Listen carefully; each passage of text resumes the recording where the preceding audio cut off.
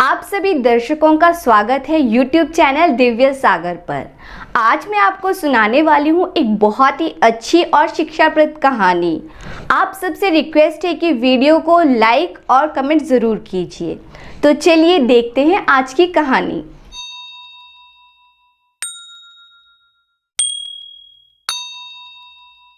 वैजयंती उज्जैन के राजा नरेंद्र की इकलौती पुत्री थी।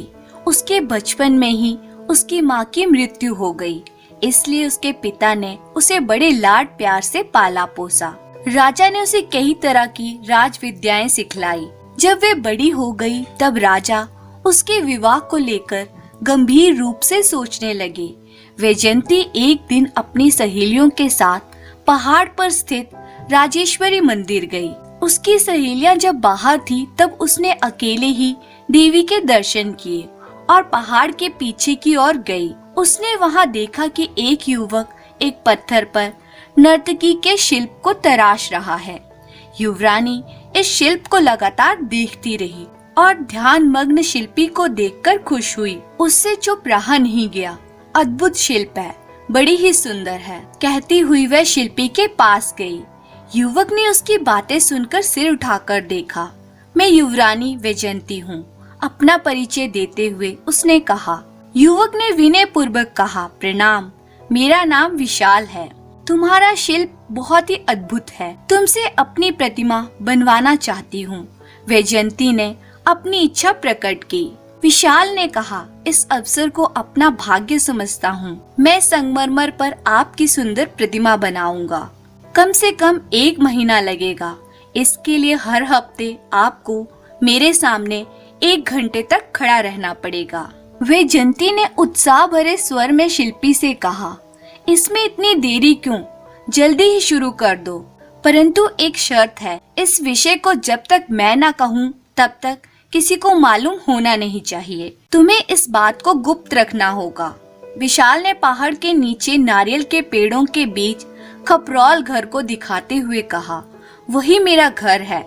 मेरी दादी मेरे साथ रहती है। आप चाहती हैं कि यह विषय गुप्त रखा जाए, तो क्या आप मेरे घर आ सकेंगी?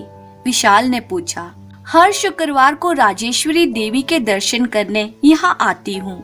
दर्शन के बाद नीचे उतरकर चली आऊंगी, वैजयंती ने कहा। फिर सहेलियों के साथ महल लौट गई। महल लौटते समय वह शिल्प और शिल्पी की कल्पनाओं में खोई रही।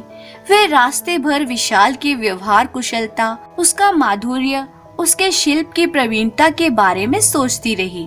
अगले शुक्रवार को वैजयंती ने देवी के दर्शन किए और वहां से उतरकर विशाल के घर के पास आ गई। उस समय विशाल एक टीले पर एक संगमरमर की शिला को खड़ा करने का प्रयत्न कर रहा था। उसे देखते ही उसने कहा, पधारिए, आप ही का इंतजार कर रहा हूँ।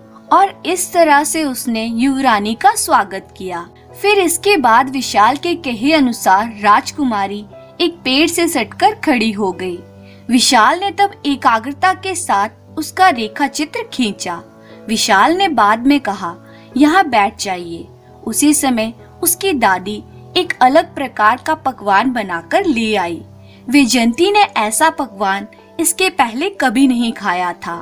वे उसे बहुत अच्छा लगा और उसने दादी की खूब तारीफ की और कहा, आगे से मैं आपको पकवान वाली दादी कहकर पुकारूंगी, ठीक है ना? दादी ने कहा, हम जैसे गरीबों के घर आई और अपार प्यार दिखाया, इससे बढ़कर हम जैसों को और क्या चाहिए। विशाल ने प्रतिमा को तराशने में विशेष रुचि दिखाई, जिसके कारण 3 हफ्तों में ही वह काम खत्म हो गया। वैजयंती एक दिन अपनी प्रतिमा को देखने आई। तब विशाल ने कहा, इसे अंतिम रूप देने में 3-4 दिन और लगेंगे, इसके बाद आप इसे ले जा सकती हैं।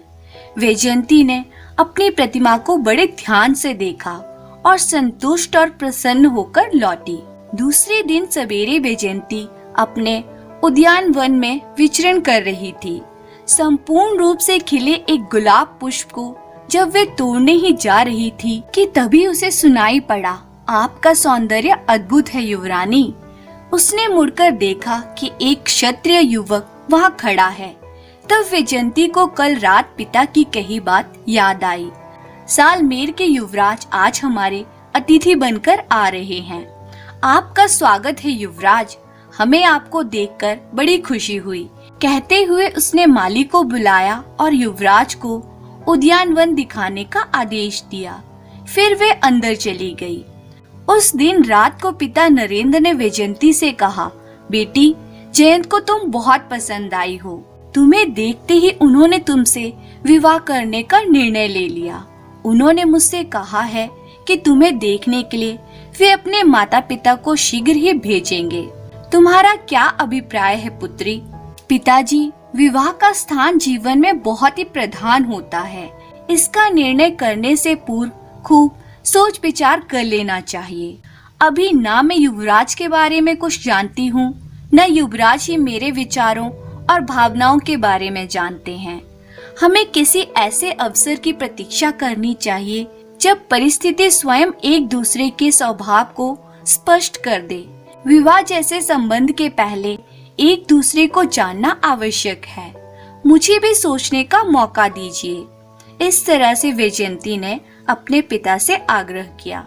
दूसरे दिन प्रातः काल ही एक सहेली दौड़ती हुई आई और कहने लगी, युवरानी, आपसे मिलने एक बूढ़ी आई है।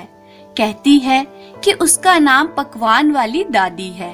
वैजयंती ने उसे अंदर ले आने की आज्ञा दी। जैसे ही वे आई, वैजयंती उसे अंदर ले गई और पूछा, दादी, तुम्हारी आंखों में ये आंसू कैसे? बात क्या है? दादी ने विस्तार से वह विषय बताया जो पिछले दिन की शाम को घटा। सालमेर के युवराज जयंत परिवार सहित जब लौट रहे थे, तब पीने के पानी के लिए उसके घर के सामने रुके।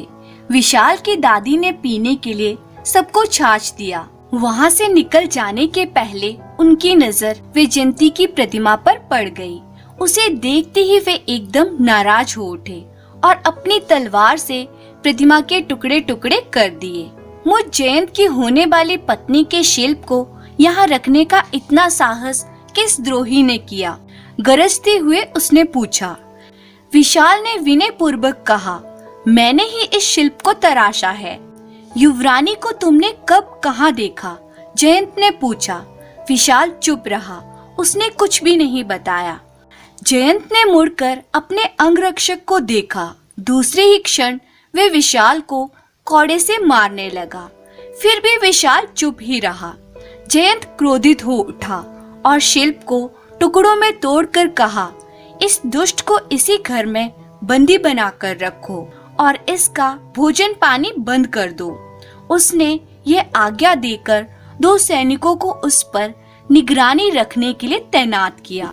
फिर घोड़े पर सवार होकर चला गया। विशाल की दादी फूट फूट कर रोने लगी और वैजयंती के पांव पकड़कर गिड़गिड़ाने लगी, मेरे बच्चे की रक्षा करो राजकुमारी। मेरे बेटे का क्या कसूर है जिसके लिए उसे इतनी भारी सजा मिल रही है? वैजयंती ने उसे शांत करते हुए कहा, तुम डरो मत, विशाल को कोई छू भी नहीं सकता। उसी समय उसके पिता राजा नरेंद्र बेटी से मिलने वहाँ आए। वैजयंती ने पूरा वृतांत पिता को सुनाया और कहा, आपकी जानकारी के बिना मैंने ये काम किया, इसके लिए मुझे माफ कीजिए। जन्मदिन पर आपको आश्चर्य में डालने के उद्देश्य से मैंने ये किया और इस विषय को गोपनीय रखा। उस शिल्प को वहाँ देखकर ये जाने बिना वे शिल्प वहाँ क्यों है? जयंत क्रोधित हो उठा। हमारे ही राज्य के एक नागरिक को उसने कठोर दंड दिया जो उसके अधिकार सीमा से बाहर है। उसके व्यवहार से ये स्पष्ट रूप से मालूम हो जाता है कि उसमें आवश्यकता से अधिक दंभ और स्वार्थ है। उसमें राजकीय उच्च कुल के संस्कारों का अभाव है। वे उद्दंड और क्रूर है। उसमें चिंतन शक्ति का अभाव है। वे अशांत और उग्र है। मैंने ही इस बात को गोपनीय रखने के लिए विशाल से कहा था, इसलिए वह चुपचाप सब कुछ सहता रहा। उसके मुंह से एक भी बात नहीं निकली। इससे क्या ये साबित नहीं होता कि मेरे प्रति उसमें कितना आदर है? किसी भी शासक में सहन शक्ति, प्रवीणता, श्रद्धा, शांति जैसे गुणों का होना आवश्यक है, पर जयंत में इन गुणों का अभाव है। वे कदापि मेरे योग्य नहीं है। जबकि विशाल में ये सब सद्गुण मौजूद हैं। मैं जयंत से विवाह करूंगी तो हमारा राज्य सालमेर का एक भाग मात्र बनकर रह जाएगा और हमारा राज्य अपना अस्तित्व खो बैठेगा। विशाल से विवाह करूंगी तो हमारा राज्य सुस्थिर बना रहेगा। अतः आप अनुमति देंगे तो मैं विशाल से ही विवाह करूंगी।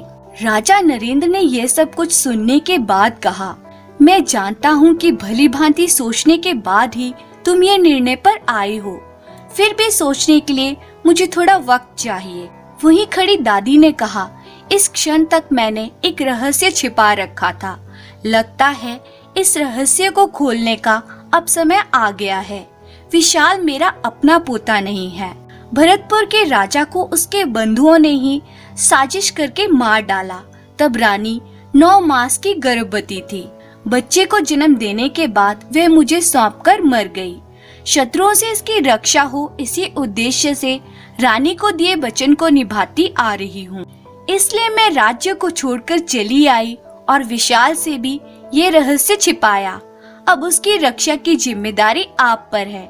क्या कहा? विशाल गुरुकुल में मेरे सहपाठी भरतपुर के राजा भूपाल का बेटा है।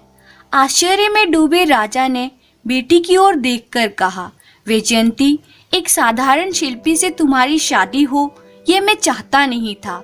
इसी को लेकर सोच में पड़ गया। अब स्पष्ट हो गया है कि वह सद्गुण संपन्न मेरे सहपाठी बाल्य मित्र का बेटा है। अब तुम्हारा विवाह होगा तो विशाल से ही होगा। वैजयंती ने प्यार से पिता को देखा और मुस्कुराई। इसके बाद राजा नरेंद्र ने अपने सैनिकों को आदेश दिया कि वे बूढ़ी माँ के साथ जाएं और विशाल को जयंत की कैद से मुक्त करवाएं। अगले ही दिन राजा ने अपनी पुत्री का विवाह विशाल के साथ किया। राजकुमारी वैजयंती विशाल को अपने जीवन साथी के रूप में पाकर बहुत प्रसन्न हुई।